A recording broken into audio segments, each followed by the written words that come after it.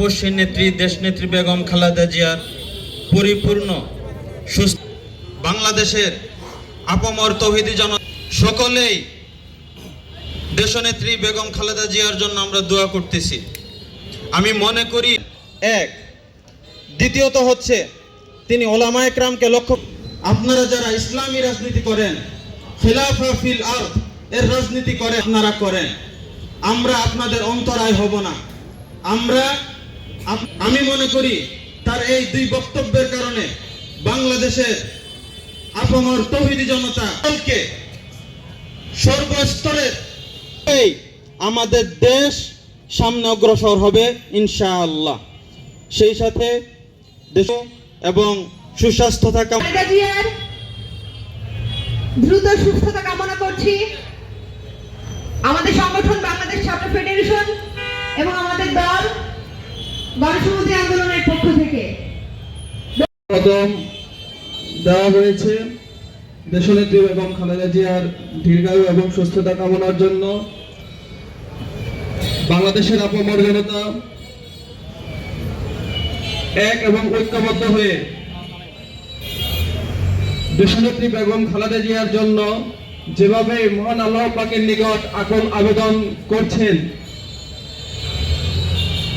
শুধু টাঙ্গাইলে নয়, সারা বাংলাদেশের প্রত্যেকটি মসজিদে মাদ্রাসায় মন্দিরে অলিতে গলিতে মহল্লায় আজকে দেশনেত্রী বেগম খালেদা জিয়ার জন্য দোয়া চলছে। এই যে অভূতপূর্ব বাংলাদেশের অতীত ইতিহাসে আমরা দেখিনি। আমরা জানি যে খালেদা জিয়াকে মানুষ ভালোবাসে, তাকে বাংলাদেশের সবচেয়ে বেশি জনপ্রিয় নেত্রী হিসাবে মানুষ গ্রহণ করেছে। কিন্তু তার অসুস্থতার মধ্য দিয়ে তিনি যে এক অনন্য উচ্চতায় আজকে আসীন হয়েছেন, দল মত ধর্ম বর্ণ নির্বিশেষে আজকে সকলেই চাচ্ছে যে জেগে উঠো। বাংলাদেশের এই সংকটময় মুহূর্তে খালেদা জিয়াকে যে প্রয়োজন, এটা রাজনৈতিক দল থেকে সামাজিক সংগঠন থেকে প্রত্যেকটা জনগণ আজকে অনুধাবন করতে পারছে। আজকে সংসদীয় গণতন্ত্র যিনি প্রতিষ্ঠা করেছেন, মাদার অফ ডেমোক্রেসি, গণতন্ত্রের মা দেশনেত্রী বেগম খালেদা জিয়ার রোগ মুক্তির জন্য আজকের এই দোয়ার উপস্থিত রয়েছেন। মানুষের মধ্যে রক্তক্ষরণ হচ্ছে, হৃদয়ে রক্তক্ষরণ হচ্ছে। দেশনেত্রী বেগম খালেদা জিয়ার মতো নেতৃত্ব আজকে অসুস্থ অবস্থায় হাসপাতালে রয়েছে। মনে হচ্ছে সমগ্র বাংলাদেশ আজকে হাসপাতালে। নেতারা আজকে দেশনেত্রী বেগম খালেদা জিয়ার রোগ মুক্তির জন্য কথা বলছেন, তার রোগ মুক্তি কামনা করছেন। বিশ্বের এমন কোন দেশ নেই যেই দেশ থেকে চিকিৎসকরা এই দেশনেত্রী বেগম খালেদা জিয়ার চিকিৎসার জন্য এবার কেয়ার হসপিটালে না আসছেন এবং বিএনপিকে চিকিৎসার ব্যাপারে সার্বিক সহযোগিতার আশ্বাস দিচ্ছেন। দেশনেত্রী বেগম খালেদা জিয়া গণতন্ত্রের প্রতীক। আজকে বাংলাদেশের যে গণতন্ত্র, সেই গণতন্ত্র দেশনেত্রী বেগম খালেদা জিয়ার হাত ধরেই বাংলাদেশের মানুষ স্বাদ পেয়েছেন।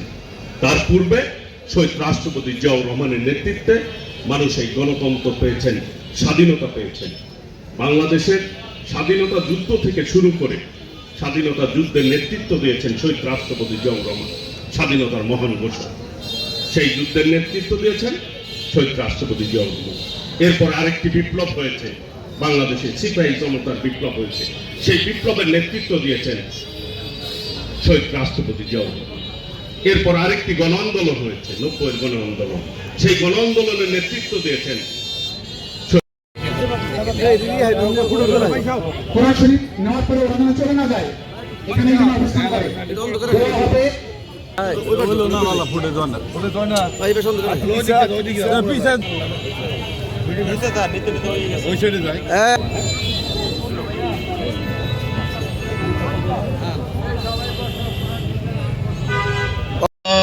এখানে উপস্থিত আল্লাহ সকল নেতৃবৃন্দের আল্লাহ মাথা, তুমি কি জিনিস বিশাল এই ভুবনে, যখন দেখি মায়ের মুখ দুঃখ থাকে না মনে। আল্লাহ আল্লাহ রব্বুল আলামিন আল্লাহ আজকে বৈষম্য বিরোধী ছাত্র আন্দোলনের যারা ইন্তজার